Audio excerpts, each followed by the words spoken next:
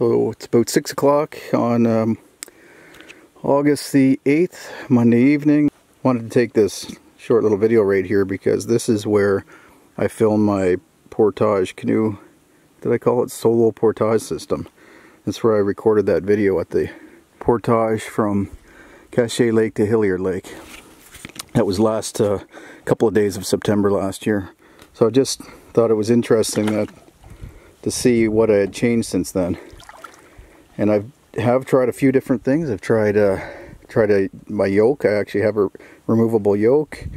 I've tried that. I've tried elevating those kayak paddles a little bit more.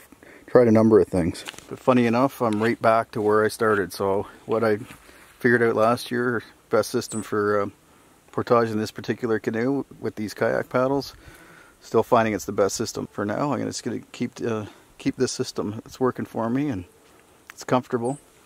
One thing I did want to mention though, people ask about how to single portage, and of course I did that single portage system video, but a lot of it's gear management. So not having gear swinging, like I don't even like having that life jacket there swinging away. I usually secure everything in a lot more solid than that, but when I talk about gear management, really what I mean is having a place for everything, so nothing in your hands. That's why I strapped in the tripod right there. Paddles, both paddles are strapped in, life jacket's strapped in, safety line is strapped in, and I've got the backpack on my back, of course, with everything else. So nothing in my hands. A couple of good reasons for that. One is that if you have things in your hands, you're more likely to forget them at the portage or at the campsite, which I've done in the past. You don't want to do that on a multi-day canoe trip. The other reason is that it's just a lot more awkward. You're walking these portage trails, especially outside of Algonquin, where portages are usually a little bit more, or a little tougher. You don't want to have stuff in your hands when you're fighting your way through a bush. And when you trip, you don't want to have gear in your hands that you could break. So the other part of that is, as far as getting in shape for doing that kind of portaging, I find my legs are fine. I think most people would find that their legs are fine. They might get tired because their legs are working, their big muscles are working in their legs, so they get tired.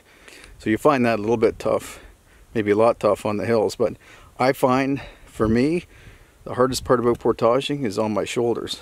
Not so bad on this trip with the lighter pack, but I find that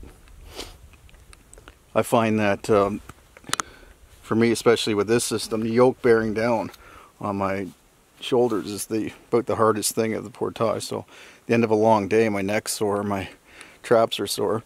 So the best thing I can do, I like to do kettlebell swings.